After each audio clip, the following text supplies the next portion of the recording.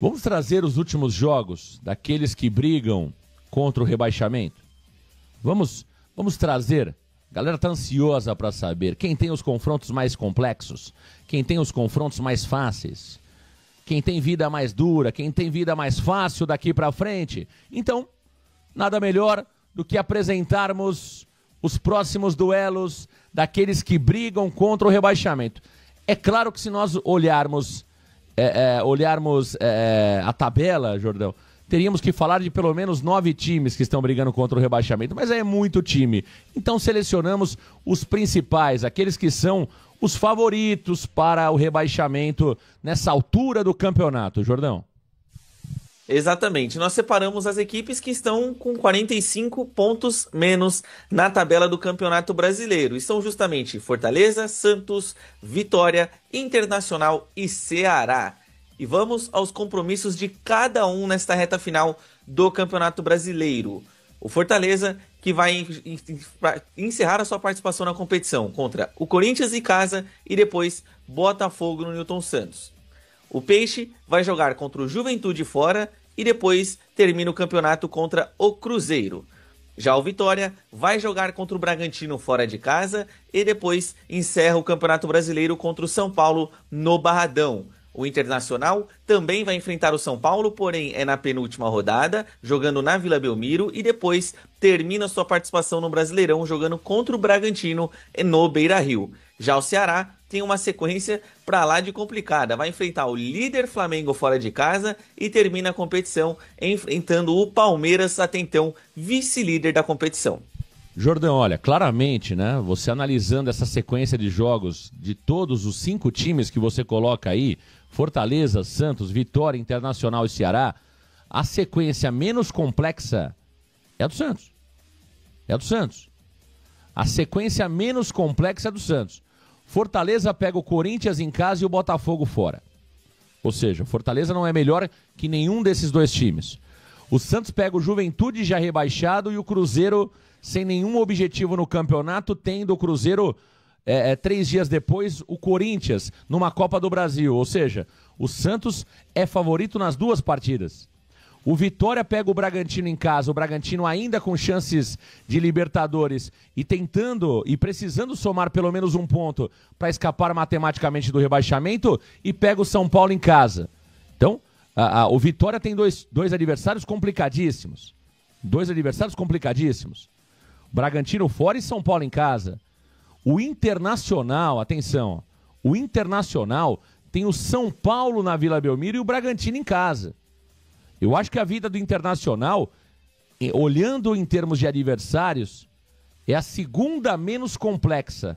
O São Paulo está numa crise danada e o Internacional jogando contra o Bragantino no Beira-Rio, o Internacional vence essa partida. O Internacional vence o Bragantino jogando em casa. E o Ceará, para mim, é o time que tem a vida mais dura. Flamengo e Palmeiras. Flamengo fora, o jogo do título, e o Palmeiras em casa. O Palmeiras, é claro, dolorido por perder a Libertadores da América, mas um Palmeiras ainda muito forte, Jordão. Um Palmeiras com elenco muito forte. Então, são partidas emocionantes. Volto a dizer, na minha análise, no meu ponto de vista, o Santos é o que tem a vida mais fácil. Não quer dizer que o Santos vai somar 6 pontos. Mas olhando em termos de complexidade, o Santos é o que tem a vida mais fácil dos 5 que nós colocamos aí brigando contra o rebaixamento. Depois, eu vejo o Internacional com a vida mais fácil. Porque o Internacional pega o São Paulo. São Paulo tá numa bagunça danada, 14 jogadores no departamento médico, não está jogando no Morumbi, vai jogar na Vila Belmiro. E o São Paulo, que teve protesto da torcida, teremos um público pequeno na Vila Belmiro. E grande parte das pessoas que forem à Vila Belmiro vão para protestar contra a diretoria. Ou seja, o clima para o São Paulo é desfavorável. Automaticamente, o Inter tem esse benefício. O que acontece é o seguinte, o Inter tem jogado muito mal. Agora, Fortaleza tem vida dura, Vitória tem vida muito dura e o Ceará nem se fala. Emoção até o final, viu, Jordão? Muita emoção nessa reta final do campeonato, e uma coisa interessante é que o São Paulo e o Bragantino eles vão basicamente decidir o futuro de Inter e Vitória, né? Porque o Bragantino vai jogar primeiro contra o Vitória, São Paulo inicialmente contra o Inter. E depois, na última rodada, o Vitória pega o São Paulo, que é adversário do Inter, e o Bragantino vai jogar contra o Internacional, que era inicialmente adversário da equipe do Vitória, Marcão. Então, assim, eu vejo que a sequência mais difícil de longe também é a do Ceará. Para mim, o Ceará ele não consegue fazer mais do que um ponto na competição. Eu não acredito que o Flamengo vá pipocar no Maracanã.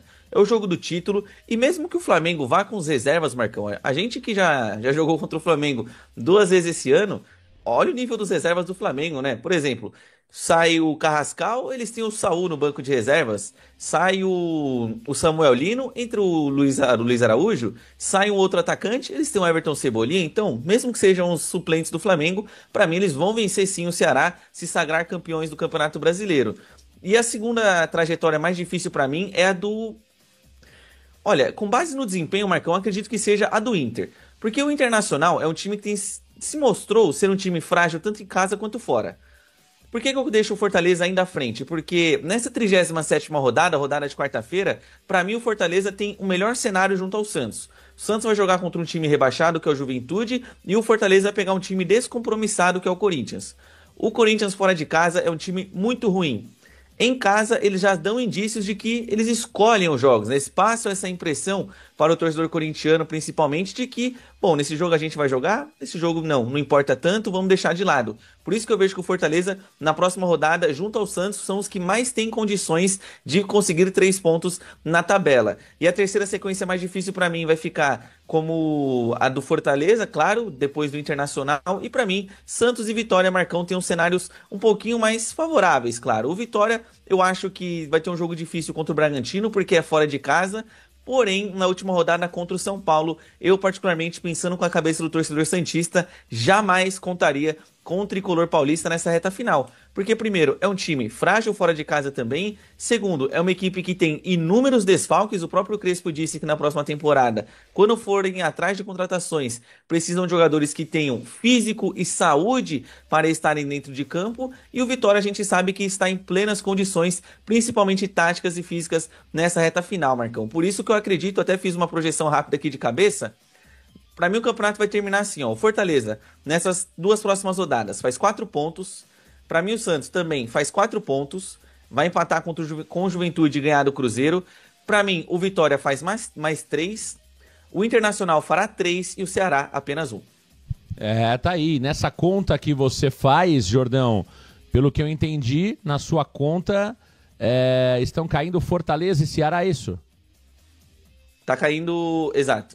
E o Ceará vai cair no critério de desempate junto ao Fortaleza, por conta dos gols pró do Inter, provavelmente. Perfeito. São aqueles que eu coloco também como rebaixados, tá? Eu acho que o Fortaleza, mesmo tendo essa série de vitórias, o Palermo realmente está fazendo um trabalho nesta reta final excelente. Isso é preciso se destacar, né? Mas, no meu entendimento, o Fortaleza, mesmo com um bom trabalho do Palermo, será rebaixado. E o Ceará também será rebaixado. Então, o meu palpite para os rebaixados está justamente com Fortaleza e Ceará. Agora, é somente um palpite. Está tudo em aberto, né, Jordão?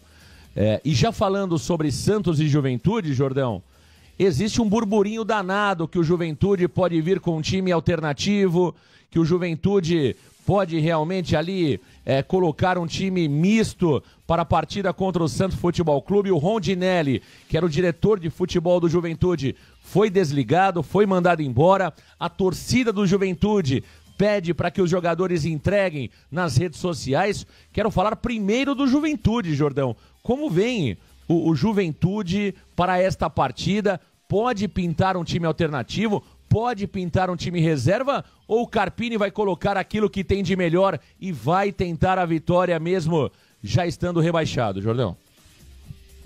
Olha, Marcão, o Juventude, que foi rebaixado nesse último final de semana, ele teve, como você mesmo disse, a demissão, a saída do executivo de futebol, mas o treinador Carpini, ele ainda mantém a estrutura base da equipe, Marcão, porque o Juventude retornou aos treinamentos ainda neste domingo, foi um panorama bem parecido com o do Santos Futebol Clube, onde os titulares que atuaram por mais de 45 minutos fazem trabalhos físicos e aqueles outros jogadores já vão a campo para trabalhos táticos. Porém, o Juventude, de forma assim, com base nos treinamentos do que vai ser apresentado, Marcão, não está pensando nessa historinha de talvez entregar o jogo ou de colocar um time mais alternativo, até mesmo porque o Juventude não dispensou nenhum atleta ainda, mesmo com o rebaixamento. E para esse próximo jogo contra o Santos Futebol Clube, eles só contarão com apenas um desfalque, que é justamente o capitão da equipe, o volante Kaique, que tomou o terceiro cartão amarelo. No restante, todo o elenco do Juventude está à disposição do Thiago Carpini, que, reitero, treinaram normalmente nesse último final de semana, não foram colocados ali jogadores do Sub-20, jogadores alternativos, que são reservas geralmente, não. Thiago Carpini ainda leva com seriedade o restante do Campeonato Brasileiro, indo de contra com esses movimentos das redes sociais, principalmente do lado do Juventude. Muitos torcedores estão inclusive fazendo um parêntese junto ao Santos Futebol Clube do seguinte: olha, em 2014 o Santos não derrubou o Palmeiras e o Palmeiras cresceu. Vamos derrubar o Internacional juntos, que é o nosso rival direto aqui no nosso estado, para eles não conseguirem se reerguer, porque nós sabemos que no futebol tudo é possível, Marcão. Então, nesse lado jaconeiro, na direita nós temos a torcida que quer demais que o time entregue. Do lado esquerdo nós temos o Thiago Carpini, que aparentemente manterá a sua estrutura de trabalho e estrutura tática para o jogo de quarta. Eu não acredito que o Juventude vem com o time reserva, não. Claro que pode ter uma mudança ou outra realizada pelo treinador Thiago Carpini. Não acredito que o Juventude também vai entregar a partida. É claro que o estádio deve estar vazio, poucos torcedores devem comparecer ao Alfredo Jaconi. Talvez aqueles que compareçam muito mais para ver o Santos e para ver o Neymar Júnior, que é sempre uma atração aonde quer que jogue, mas de fato acredito sim que o Juventude vai jogar de forma séria a partida. Pode ser que algum jogador ali não entregue o máximo que pode? Pode, isso pode acontecer, a gente sabe que pode, já vimos isso em outras oportunidades, mas nada solicitado pelo treinador, pela diretoria, não. Não, isso não vai acontecer. O Carpini não vai montar um time para perder. Esqueçam isso, né? E eu volto a dizer, reta final de Campeonato Brasileiro, tem muito jogador que quer deixar uma boa impressão, que sabe que esta partida vai ser vista por todo mundo, tá todo mundo de olho nesta partida, ninguém quer ficar marcado como aquele jogador que faz corpo mole, então eu não acredito nisso. Numa ação organizada. Pode acontecer algo pontual de um jogador ou outro. Isso pode acontecer. Agora, algo organizado, algo coletivo, no sentido de entregar, esqueçam isso. Isso é balela. Por isso, Jordão, que eu tenho dito aqui, o Santos tem que estar muito concentrado, não pode cair nessa falácia, não pode cair nessa conversinha de rede social que o Juventude vai entregar. A gente sabe que não funciona assim. Não funciona assim. O próprio Santos já livrou o Palmeiras de um rebaixamento. O São Paulo livrou o Corinthians de um rebaixamento no Campeonato Paulista. Então, futebol não é desta forma, não. Existem situações que levam para esse entendimento? Existem. Ninguém é demagogo. A gente sabe que tem situações nesse sentido. Agora, dá para garantir que vai existir? Não. E tomara que não exista, Jordão. Sinceramente. Pro bem do futebol, Jordão, tomara que não exista. Sabe por quê? Porque hoje é o Santos o beneficiado. Amanhã é alguém armando para derrubar o Santos. Eu sou totalmente contra entregar, Jordão. Eu sou totalmente contra entregar. É claro que a gente vai se lembrar do Thiago Ribeiro, né? Aí como santista, eu fico pé da vida que o Thiago Ribeiro tenha feito aquele gol. Agora, olhando a parte esportiva e sabendo que envolve paixões, e a partir do momento que você não confia no esporte, Jordão, você também para de acreditar, para de gostar. O melhor é que o Juventude jogue sério e o Santos vença na bola. Que o Santos seja competente para vencer a partida na bola, Jordão. Exatamente, concordo contigo, Marcão. Acho que, por mais que o movimento de torcedor é normal, né, Marcão? O torcedor pensar assim, poxa, vamos entregar esse jogo aqui, vamos derrubar o nosso rival, mas é exatamente o que você falou, né? E se um dia, por exemplo, o Santos necessitar do Inter para alguma coisa, por exemplo? o Inter vai ter algum motivo para representar o Santos, né, Marcão? Então por isso que eu prefiro que o melhor é o Santos fazer a sua parte. Sem contar com essa história de que, não, tomara que o Juventude entregue para nós, porque o Inter é rival direto, visto que eu sempre faço o exemplo e o exercício.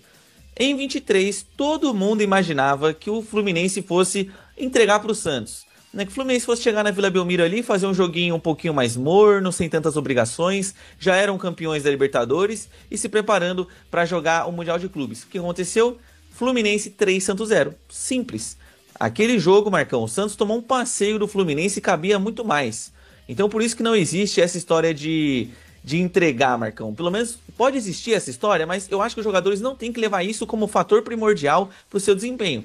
Pense primeiro no Santos, primeiro no seu trabalho, porque a partir do momento que você começa a contar mais com o trabalho dos outros, Marcão, fica muito difícil você estabelecer uma linha de raciocínio que seja coerente para evitar a queda do Santos. E com relação aos ingressos, Marcão, eu até entrei aqui para dar uma olhada, tempo real, hein? Os ingressos para o torcedor santista estão esgotados na Eleven Tickets e site do Juventude da comercialização de ingressos. Eles não colocaram aqui qual seria o valor, Marcão, dos ingressos para os visitantes, mas para os torcedores jaconeiros, Marcão, os ingressos estão praticamente de graça, visto que com R$20 você pode levar até 4 convidados para a partida, e você que é sócio da equipe do Juventude, você entra de graça na maioria dos setores, lembrando que as vendas vão até o dia 2/12, Marcão, até o dia do jogo ainda é possível você comercializar alguns ingressos.